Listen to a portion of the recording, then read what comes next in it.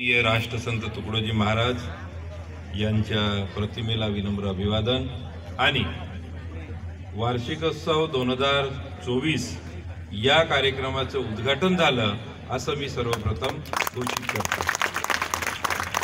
आज राष्ट्रसंत तुकडोजी महाराज महाविद्यालय चिमूर द्वारा आयोजित सांस्कृतिक महोत्सव 2024 या कार्यक्रमाचा हा उद्घाटन सोहळा, या उद्घाटन सोहळ्याच्या निमित्तानं मंचावर उपस्थित असलेले या कार्यक्रमाचे अध्यक्ष आणि संस्थेचे अध्यक्ष आदरणीय डॉक्टर आवले साहेब, मंचावर उपस्थित असलेले संस्थेचे पदाधिकारी कापसे साहेब, डांगाले साहेब, Bhoyar sir, Sayyad sir, Gone sir, Kadve sir आणि या महाविद्यालयाचे प्राचार्य आणि आमचे मित्र अश्विन चंदेल सर, सांस्कृतिक विभागाचे आणि विद्यार्थी विकास विभागाचे प्रमुख रांगडाले सर, संचालन करणारे बनसोड सर, या महाविद्यालयामध्ये उपस्थित असलेले सर्व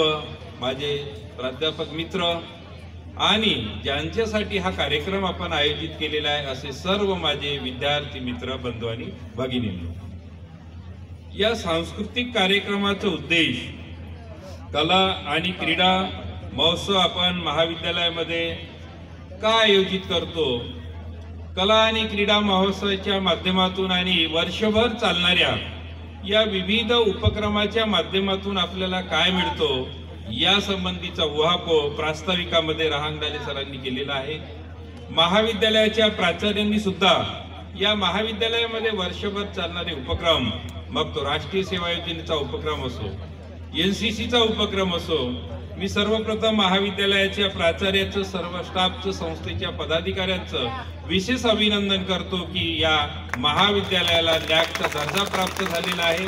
तसेच त्यांचे विद्यार्थी सुद्धा विद्यापीठाच्या गुणवत्ता यादीमध्ये आलेले आहेत आणि राष्ट्रीय स्तरावर एक प्रतिनिधित्व सुद्धा एनसीसीचे आणि एनएसएसचे विद्यार्थी करत आहेत, म्हणून सर्वांचं सर्वप्रथम अभिनंदन।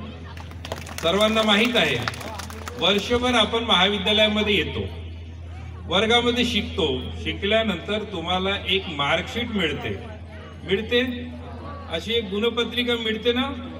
एका बाजूला तुमचे मार्क, जे काही विषय असतात ते विषय असतात, जे काही विद्यार्थी असतील, इंग्रजी, मराठी, राज्यशास्त्र, अर्थशास्त्र, समाजशास्त्र, तुमचा ओशी असेल, एसी असेल, अकाउंट असेल, स्टॅटिस्टिक असेल, हे सगळे मार्क तुमचे एका या गुणपत्रिकेच्या बाजूला भरले जाते। दुसऱ्या बाजूने गुणपत्रिका कशी असते? कोरी असते। ही कोरी असलेली गुणपत्रिका आपल्याला अशा या कार्यक्रमाच्या माध्यमातून भरायचं आहे। राष्ट्रसंत तुकडोजी महाराजांनी म्हटलेलं आहे, ज्याच्या अंगी असतो एक तरी कला तोच माणूस खरा, ज्याच्या अंगी नसेल कला त्याचा जीवन व्यर्थ गेला, वंदनीय राष्ट्रसंत तुकडोजी महाराजांनी म्हटलेलं आहे आपल्या अभंगांमध्ये। आता हे आपले जे क्षेत्र आहे, आपण सगळे ग्रामीण भागातील विद्यार्थी आहे, तुमच्यासारख्याच एका लहान गावातलाही मी आहे, मला माहित आहे की आपले हे विद्यार्थी सगळे कलाकार आहेत आणि शिक्षण म्हणजे फक्त पुस्तकी शिक्षण नव्हे तर अशा प्रकारचे मिळेल ते शिक्षण म्हणजे शिक्षण, आणि खऱ्या अर्थानं जी आपण विद्या ग्रहण करीत असतो तेच आपलं खऱ्या अर्थानं शिक्षण असते। आता असे हे शिक्षण आपल्याला या पुस्तकी ज्ञानाबरोबरच ही दुसरी बाजू भरण्यासाठी आपल्या गुणपत्रिकेची या अशा वार्षिक उत्सवाच्या माध्यमातून, आपल्या या वेगवेगळ्या कलेच्या माध्यमातून आपण जे वर्षभर महाविद्यालयामध्ये जे काही विविध प्रकारची राष्ट्रीय सेवा योजनेचं विशेष शिबिर असेल, राष्ट्रीय सेवा योजनेचे वर्षभर चालणारे उपक्रम असतील, अशा प्रकारच्या या कार्यक्रमाच्या माध्यमातून आपल्यामध्ये असलेले कलागुण हे विकसित होत जातात आणि नंतर आपल्याला समजा आपण डिग्री घेऊन आपल्याला रोजगार नाही मिळाला, शिक्षणाचा अर्थ अर्थार्जनासाठी आहेच। कोणी किती म्हटलं, आम्ही विद्यापीठामध्ये सांगत असलो की शिक्षणाचा संबंध हा तुमचा रोजगाराशी नाही, पैशाची नाही, ज्ञानग्रहण करण्याची आहे। मग ज्ञान कशासाठी?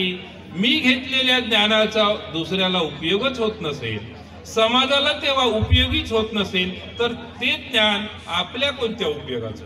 म्हणजे मी खूप ज्ञानी आहे, पण या ज्ञानाचा उपयोग मी समाजासाठी करू शकत नाही, कोणाला त्या ज्ञानातून देऊ शकत नाही, मी माझं अर्थार्जनही त्या ज्ञानापासून करू शकत नाही, तर हे ज्ञान माझ्या उपयोगाचं नाही. आणि म्हणून या पुस्तकी ज्ञानाच्या सोबतच आपल्याला अशा प्रकारच्या कलागुणांना विकसित करून जे काही आपल्याला ज्ञान मिळत असते, या ज्ञानाचा उपयोग आपल्याला आपल्या अर्थार्जनासाठी निश्चितपणे आपल्याला करता येतो.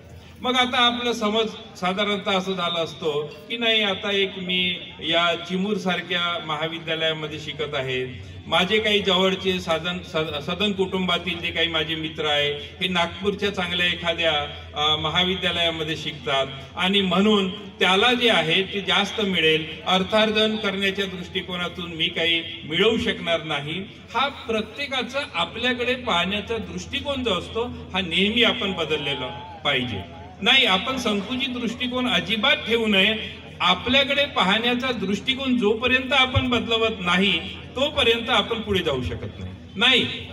मी चिमूरमध्ये शिकतोय, चिमूरच्या या संस्कार असलेल्या महाविद्यालयामध्ये, ज्या महाविद्यालयामध्ये वंदनीय राष्ट्रसंत तुकडोजी महाराजांचं पावन स्पर्श झालेला आहे, त्यांचे चरणस्पर्श या ठिकाणी झालेले आहे, अशा या महाविद्यालयाचा मी विद्यार्थी आहे.